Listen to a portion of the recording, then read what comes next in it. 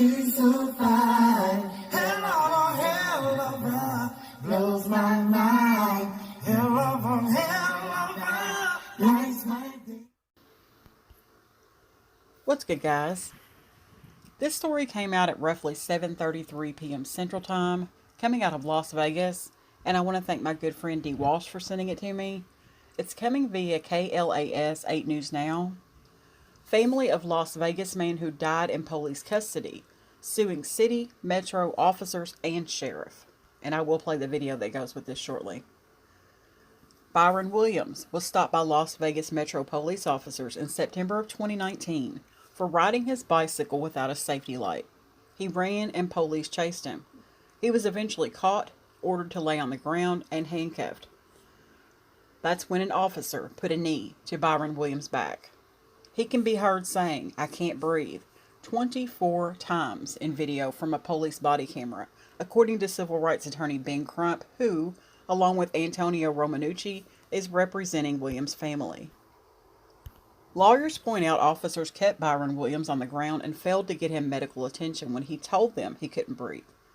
They also say officers joked around with each other while Williams was dying and turned their body cameras off at the scene. Stevie Wonder could see that this man needed help, Crump said during a news conference in Las Vegas today. Byron Williams was pronounced dead at a hospital 2 hours after he was stopped by police. Byron Williams was unarmed and hadn't done a single thing wrong when police decided to stop him, then chase him, and literally press the life out of him, said attorney Ben Crump. If we don't do something, there will be another Byron Williams, another George Floyd. The Clark County coroner ruled his death a homicide because the prone restraint officers kept him in was a factor. The coroner also noted Byron Williams had methamphetamine in his system and other health issues. Attorneys representing the family filed a federal civil rights lawsuit in U.S. District Court in Las Vegas today. His family is suing the Las Vegas Metro Police Department, the 4 police officers involved, Sheriff Joe Lombardo, and the city of Las Vegas. Crump and Romanucci discussed the lawsuit. The brother and a nephew of George Floyd, who died in police custody, also attended the news conference. The Minneapolis police officer who kneeled on Floyd's back was sentenced last month to 22.5 years in prison for the killing. You have no choice but to think about George Floyd, because the situations are similar in so many ways, said Brandon Williams, George Floyd's nephew. Byron Williams said he couldn't breathe 24 times. George said he couldn't breathe nearly 30 times. Crump stated Byron Williams should not have been killed by the police for riding a bicycle while black. Tina Acree, niece of Byron Williams, lamented, "My uncle, Byron Williams' life was stolen from my family." The officers named in the lawsuit are Patrick Campbell, Benjamin Vasquez, Alexander Gonzalez, and Rocky Roman. No criminal charges were ever filed in the case.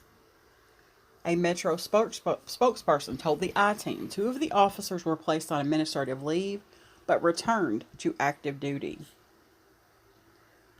Officers Campbell and Vasquez were put on relief of duty on September the 6th of 2019, and they returned to duty on November the 9th, 2019. The other 2 officers named in the lawsuit were never put on relief of duty. "I can't believe that they're still wearing that uniform," said Tina Acree, "that they still have a badge and they're supposed to protect and serve the community."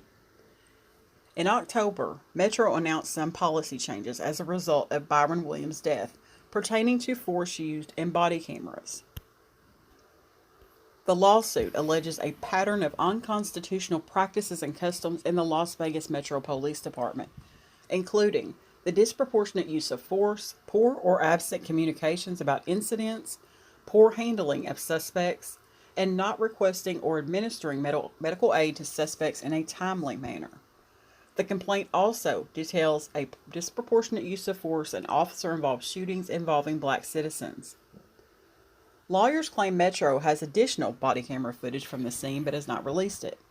A spokesman for the department tells the I-Team all body cam video has been released. Family members named as plaintiffs in the lawsuit are Byron Williams' 2 sisters and 1 brother, as well as 2 nieces who are the administrators of his estate. They are seeking both survival and wrongful death damages under federal and state law.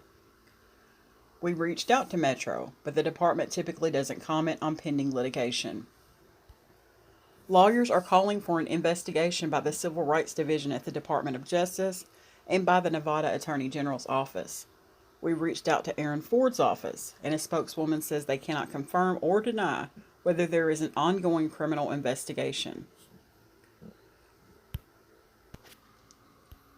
I'm going to go ahead and cut to the video now. Several national civil rights attorneys are shedding light on the death of Byron Williams. He's an unarmed black man who died in police custody nearly 2 years ago, but now his family is suing Metro Police. This is a story the I-Team has been following, and Vanessa Murphy here now with more on the latest developments and also what Williams' family is demanding. Vanessa? Denise, this is a case which attorneys say is similar to the murder of George Floyd, but for the most part, it's gone under the radar nationally. Now some big names in the civil rights community are stepping in. They're calling out the Metro Police Department and the Clark County District Attorney. Byron Williams told officers he couldn't breathe 24 times. Stevie Wonder could see that this man needed medical help. On Thursday, Byron life matters. civil rights attorneys, including Ben Crump, the family of Byron Williams, and the nephew and brother of George Floyd, demanded transparency and accountability. You have no choice but to think about George Floyd because the situations are similar in so many ways. Byron Williams should not have been killed by the police for riding a bicycle while black. On September 5th, 2019, Metro officers tried stopping Williams for not having a bicycle light. He ran. An officer appeared to put a knee on his back. While Williams repeatedly told officers he couldn't breathe, they did not immediately provide aid or call for medical attention. They joked Williams may just not want to go to jail. Stand up. We got incarcerated. Stand up. Officers turned their body cameras off and then back on while at the scene. Williams was pronounced dead that morning. The Clark County coroner ruled his death a homicide because the prone restraint officers kept him in was a factor, and also noted he had methamphetamine in his system and other health issues. Now the family of Williams is suing 4 officers at the scene, the Metro Police Department, Sheriff Joe Lombardo, Clark County, and the city of Las Vegas. According to a Metro spokesman, all 4 officers named in the lawsuit are currently working. The Clark County District Attorney previously announced they would not be charged. I can't believe that they're still wearing that uniform, that they still have a badge, and they're supposed to protect and serve the community. Lawyers are also calling for an investigation by the Department of Justice and the Nevada Attorney General. We reached out to Aaron Ford's office, and a spokeswoman says they cannot confirm or deny whether there is an ongoing criminal investigation. The legal team for Byron Williams' family also claims that Metro is not releasing all of the footage from the scene. A department spokesman tells me that isn't true, and all footage has been released. Now, back in October, Metro announced policy changes following Williams' death pertaining to use of force and body cameras.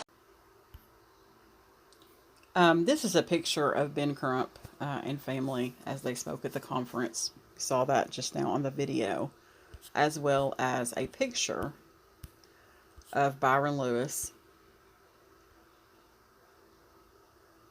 And I'm going to say something, and this is just my personal opinion. The video for Byron Lewis's death is one of the worst I've seen, if not the worst I've seen in these types of cases. Those officers were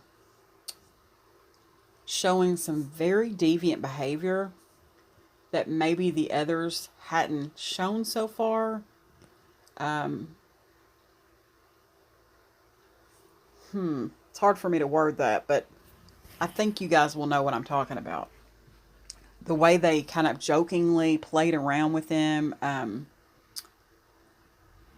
incarceritis, and the story I did yesterday where the man was shot and killed in the police station, they claimed he had felonitis. There's just a mean-spirited kind of thing that goes on with these police officers when they have someone in their custody, and I just don't like it. Also,